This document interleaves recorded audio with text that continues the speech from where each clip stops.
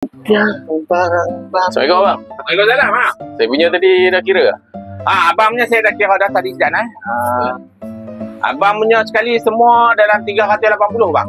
380 Ya 380.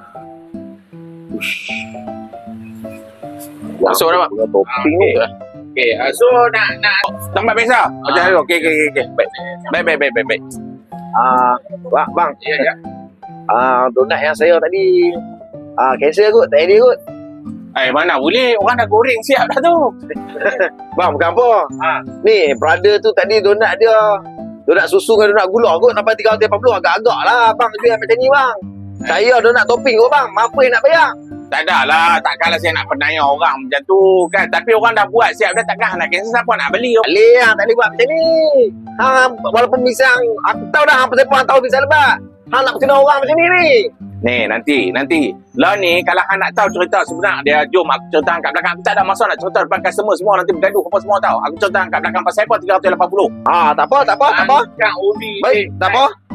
Orang ajak ni. Ingat apa? Dia buat import. Import ada. Sorry bang. Bebek banyak lah. Ya Allah. Saya ingat gambar macam tu. Ada bang, tak apa bang. Tak, saya beli. Topi. Saya beli topi. Jangan sampai kau nak talur diri. Topi.